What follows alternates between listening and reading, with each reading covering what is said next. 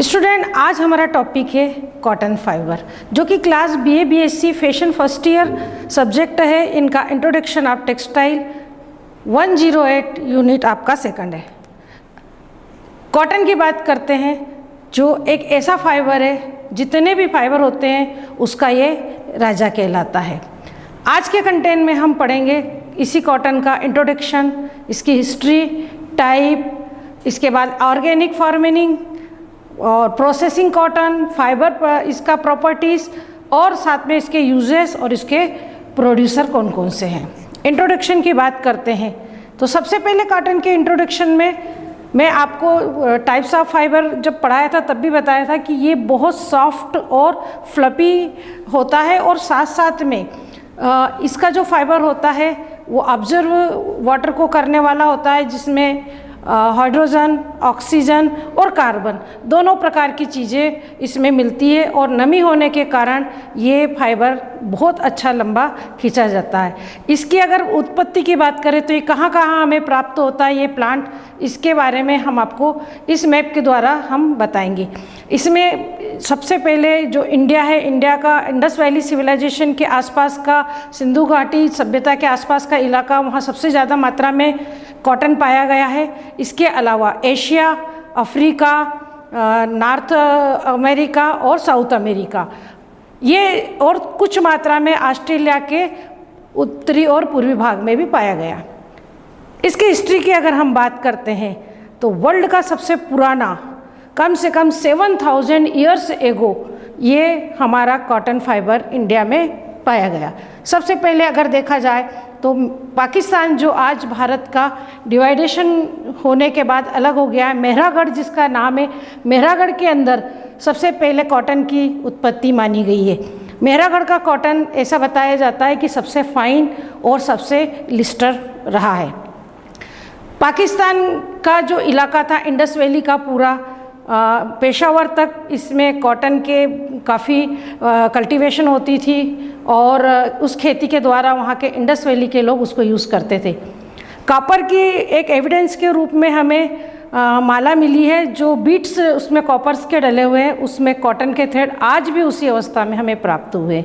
इसके अलावा और एविडेंस के रूप में देखा जाए तो जो मूर्तियाँ मिली है उसके ऊपर भी एक फैब्रिक जो कॉटन के रूप में उन्होंने रैप्ड किया हुआ है वो भी हमें प्राप्त हुआ है। इस तरह से अगर हम देखते हैं तो सबसे पहले इंडिया में इंडस वैली सिविलाइजेशन के आसपास हमें कॉटन भरपूर मात्रा में प्राप्त हुआ है। वर्ल्ड की बात करते हैं तो भारत के द्वारा ही ये कॉटन अलग अलग जगह पर फैला। भारत में इंडस वैली के बाद इसके एविडेंस हमें मौर्य काल में भी मिलते हैं। जब सिकंदर ने भारत के ऊपर आक्रमण किया था, उस समय जब भारत के ऊपर सिकंदर आया था तो उसने एक ही बात बोली थी कि भारत के लोग एक ऐसा ऊन का एक प्लांट उगाते हैं जिसका फाइबर बहुत सॉफ्ट और महीन होता है। इसकी रचना पूरी अपने देश में जाकर अरस्तु ने भी अपने किताब के अंदर इसकी रचना को लिखा है। इसके बाद मौर्य काल में भी काफ़ी समय तक इस वीविंग का अलग अलग प्रकार से हमें इसका वर्णन मिलता है। मौर्य के बाद शुंगा के बाद कुषाण, सभी एक के बाद एक पीरियड आते गए, लेकिन कॉटन भारत का एक प्रमुख प्राकृतिक फाइबर, नेचुरल फाइबर बना रहा। इसके साथ अन्य देशों के साथ व्यापार होने के साथ साथ Egypt, China, Japan, Indonesia, Africa, हर जगह तक ये भारत का कॉटन शीट के रूप में, बनेलो के रूप में गया और वहाँ पर भी उत्पत्ति हुई। मेक्सिको में भी लगभग ये माना गया है कि वहाँ पर भी 5000 से 3000 BC पूर्व इसका एविडेंस हमें मिला है। तो इससे ज्ञात होता है कि ये जो फाइबर है जो वर्ल्ड का सबसे पुराना फाइबर है। इसके बाद अगर देखा जाए तो मुग़ल काल में भी इस कॉटन को सबसे ज़्यादा महत्व दिया। अकबर से लेकर तो औरंगजेब तक हमें इसका वर्णन मिलता है। इस कॉटन को मसलिन के हर वैरायटी के रूप में अलग अलग प्रकार से इसका यूज़ किया गया। मसलिन में सबसे महीन ढाका की मलमल के रूप में इसका उपयोग किया, क्योंकि ढाका एक ऐसी जगह पर सुंदरवन के आसपास है जहाँ पर तीनों ओर से पहाड़ियाँ हैं और एक साइड से समुद्र होने के कारण वहाँ के वातावरण में काफ़ी नमी पाई जाती है, और नमी पाई जाने के कारण वहाँ पर जो रेशा होता है वो बहुत फाइन रेशा खींचा जाता है, और उसका कम से कम 3 मीटर तक रेशा वो लोग निकालते। इतना महीन रेशा निकलता था कि एक फैब्रिक माचिस की डब्बी या अंगूठी के अंदर से कई मीटर थान कपड़ा इजीली निकाल लिया जाता था। ऐसा माना जाता है कि औरंगजेब की बेटी 7 लेयर्स तक उस कॉटन के फैब्रिक को पहनती थी तो भी उसकी ट्रांसपेरेंसी ख़त्म नहीं होती थी। तो ये हमारे कॉटन के एक महत्वपूर्ण योगदान रहा है। टाइप्स ऑफ कॉटन की बात करते हैं तो भारत के अलावा अन्य देशों में भी आज के समय में कॉटन की उत्पत्ति हुई है। इजिप्शियन कॉटन के नाम से, sea land cotton, pima cotton, Asiatic cottons, American upland cotton और कंटोन कॉटन भी बहुत महीन अभी इस समय आया हुआ है। फ्रेंच टेरी कॉटन्स, ऑर्गेनिक कॉटन और बेम्बो कॉटन। बेम्बो कॉटन तो अभी लेटेस्ट भारत में या वर्ल्ड में भी चल रहा है, जो बम्बो के द्वारा, लुगदी के द्वारा इसको तैयार किया जाता है। कल्टीवेशन की बात करते हैं तो कल्टीवेशन सबसे पहले मैंने आपको यही बताया कि इंडस वैली सिविलाइजेशन के लोगों ने ही कल्टीवेशन स्टार्ट कर दिया था। लेकिन आज के समय में अगर कॉटन के कल्टीवेशन की बात करते हैं तो इसकी जो मिट्टी होती है वो ब्लैक सॉइल और साथ में थोड़ी भुरभुरी होती है, और इसको कम से कम पानी की जो मात्रा होती है लगभग 24 सेंटीमीटर से लेकर मिलीमीटर से लेकर तो कम से कम ये 44 मिली सेंटीमीटर के आसपास तक इसकी रहती है। मतलब 12 से लेकर तो 24 इंच तक इसमें बारिश की आवश्यकता होती है। भारत में गुजरात, मध्य प्रदेश, राजस्थान, और राजस्थान का केवल पश्चिमी पार्ट है, गुजरात, राजस्थान और साथ में कर्नाटका में भी कुछ स्थानों पर इसकी खेती की जाती है। इसके बीज बोने का समय वैसे होता है जहाँ पर पानी की भरपूर मात्रा होती है, तो ये मार्च और मई के आसपास इसके बीज को बोया जाता है। उसके बाद कम से कम 50 डेज़ में 50 दिन के बाद इसके बिनोलों को जब बीज में से बेबी प्लांट निकलता है, धीरे धीरे ये प्लांट कई सप्ताह के अंदर 36 से लेकर तो 144 इंच तक ये कब बढ़ जाता है, जो एक श्रब्स के आकार का रहता है, एक झाड़ी के आकार का रहता है। बिनेलों को बोने के बाद उसमें जब बेबी प्लांट निकलता है, कम से कम 15 डेज़ के बाद उसका बेबी प्लांट बाहर निकलता है, और कुछ ही मतलब वीक के अंदर वो धीरे धीरे ग्रो होकर कुछ सप्ताह के बाद वो कम से कम 36 इंच से लेकर तो 144 इंच तक वो ग्रो कर जाता है। एक प्रकार का ये श्रब्स है। इसके अंदर जब ये प्लांट बड़ा होता है तब इसके जो फ्लावर्स होते हैं वो एक पौधे के अंदर 3 से लेकर कम से कम 4 या 5 फ्लावर्स निकलते हैं। ये अलग अलग कलर के होते हैं। इनके फ्लावर्स के पीछे एक बड्स या डोडा बन जाता है।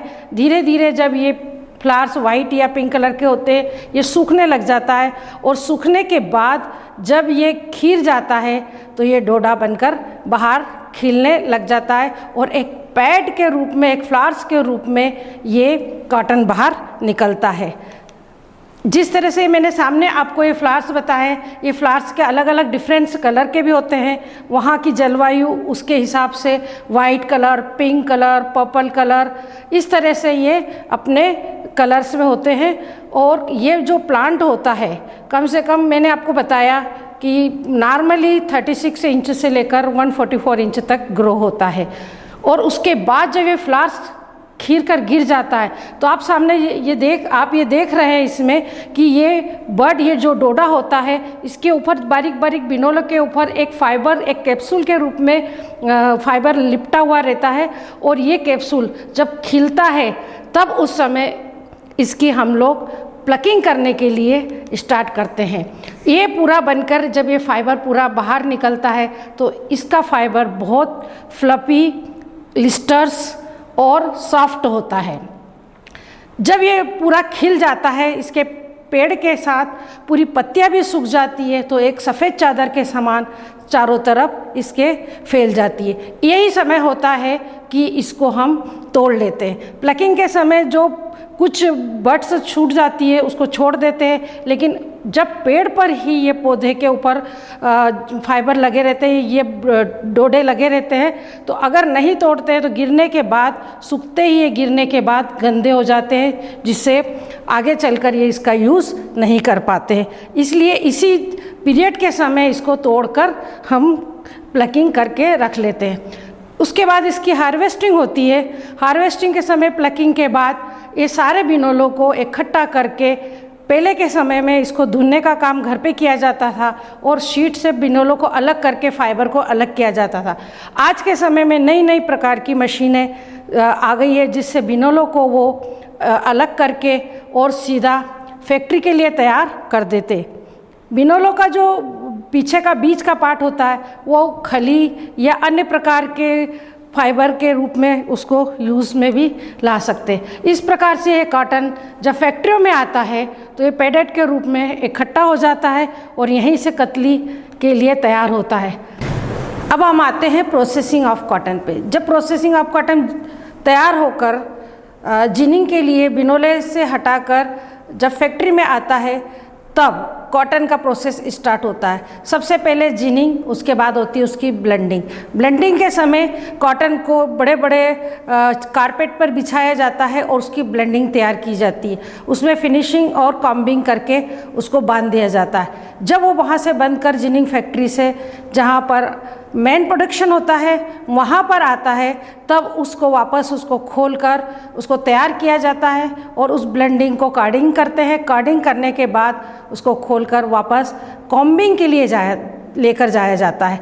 कॉम्बिंग के समय बड़े बड़े ब्रश टाइप फैक्ट्रियों में कंघे लगे रहते हैं, जिसके द्वारा उसकी गंदगी को साफ़ करके और जो छोटे रवे होते हैं जो पानी के द्वारा कभी कभी छींटे लगने से गांठें बन जाती है, उसको वो साफ़ कर दिए जाते हैं। फिर उसके बाद आते हैं हम ड्राइंग की तरफ। जब उसको खींचते हैं उसकी पुलिंग होती है, पोली बनती है और कई एक साथ पोनी को तैयार किया जाता है। इसको दो प्रकार से हम लोग तैयार कर सकते हैं, एक मैनुअल कर सकते हैं और एक मशीन के द्वारा कर सकते हैं। मैनुअल में अगर देखा जाए तो हमारे पुराने समय में जब जो घर घर चरखा चलता था, वो एक इसी प्रकार की प्रक्रिया थी। लेकिन आज के समय में फैक्ट्रियों के अंदर एक साथ कई पोनी के द्वारा इसके फाइबर को काफ़ी लंबे समय के लिए अच्छे से खींच लिया जाता है। उसके बाद तैयार होता है इसका वीविंग का काम। उसमें सबसे पहले स्पाइनिंग होता है, वीविंग होता है और उसके बाद फिनिशिंग होता है। वीविंग के समय अलग अलग प्रकार के जो भी उनको कलर टेक्सचर्स देना पड़ते हैं, वो अगर चाहे वेजिटेबल हो चाहे केमिकल हो, वो कलर्स को वहाँ पर टाई एंड डाई करके अलग अलग थ्रेड को तैयार करके भेज दिया जाता है। अगर सिर्फ फैब्रिक पे डायरेक्ट कलर करना होता है तो पहले उसकी वीविंग की जाती है और वीविंग करने के बाद फिर उसको डाइंग और प्रिंटिंग के लिए भेजा जाता है। उसके बाद सबसे लास्ट में होती है उसकी फिनिशिंग। फिनिशिंग के लिए अलग अलग प्रकार के उसको डाई के द्वारा उसको धोया और तैयार किया जाता है। अगर हम प्रॉपर्टी की बात करते हैं तो आपको मैंने पहले ही बताया, क्योंकि ये नेचुरल फाइबर है इसलिए इसके अंदर सेल्यूलोज पाया जाता है और सेल्यूलोज होने के कारण ये काफ़ी मात्रा में इसके अंदर कार्बन, हाइड्रोजन और ऑक्सीजन होता है। Carbon can be the easily of blended and either जो फाइबर है वो काफ़ी इसके अंदर अच्छी मात्रा में सेल्यूलोज होता है, not synthetics. Carbon can be the जो डाइट करते हैं इसके अंदर, very colours of cotton is one then the इजियल ऑफ कॉटन। अलग अलग वाइट कलर के अलावा इसके ऊपर ब्लैक, ग्रीन, येलो कोई भी कलर को इसके अंदर अप्लाई करते हैं वो इजीली उसको एब्जर्व कर लेता है। इसके अलावा ये रिमूवेबल होता है, गर्मी में, सर्दी में, सभी मौसम में इसको पहनने में कंफर्टेबल होता है। ये हीट के लिए भी ये गुड कंडक्टर होता है। कॉटन अगर देखा जाए तो अपने प्रोडक्ट के अंदर सस्ता, सरल और सबसे बेस्ट फाइबर माना गया है। हाई अगर इसका टेम्परेचर देखें तो ये अपने जब जलने के बाद, बर्निंग होने के बाद ये एक ऐसी ऐश छोड़ता है जिसके अंदर नमी होती है, जिसके अंदर ऑक्सीजन मौजूद होती है। कॉटन इंडस्ट्री की बात करते हैं तो भारत के अंदर सबसे पहले वैसे कॉटन इंडस्ट्री कलकत्ता में लगाई गई, लेकिन उसके बाद मुंबई में महाराष्ट्र के अंदर अकोला, पुणे, नागपुर और महाराष्ट्र के अलावा अगर गुजरात की बात करते हैं तो अहमदाबाद, सूरत, बड़ोदरा, राजकोट, भावनगर, इसके अलावा इंदौर, उज्जैन, ग्वालियर और भोपाल आदि जगह पर इसको यहाँ पर फैक्ट्रियाँ उस समय लगाई गई। उत्तर प्रदेश की बात करते हैं तो लखनऊ, आगरा, सहारनपुर और वाराणसी में दोनों प्रकार के फाइबर को यूज़ किया गया है, जिसमें कॉटन और सिल्क दोनों का उन्होंने काफ़ी मात्रा में उपयोग किया। वेस्ट बंगाल के साथ साथ अगर देखा जाए तो साउथ में भी कॉटन का, कर्नाटका का कॉटन भी बहुत सॉफ्ट माना गया, जिसमें मदुरई कॉटन सबसे ज़्यादा बेस्ट माना गया है। और इस तरह से अगर देखा जाए तो ऑल ओवर पूरे वर्ल्ड में कॉटन में भारत का 1/3% ही कॉटन उत्पादन किया जाता है। वर्ल्ड के अंदर सबसे ज़्यादा अगर कॉटन देखा जाए तो 75% कॉटन अभी इस समय अमेरिका उत्पादित कर रहा है, उसके बाद दूसरा नंबर हमारे भारत का आता है। Thank you very much.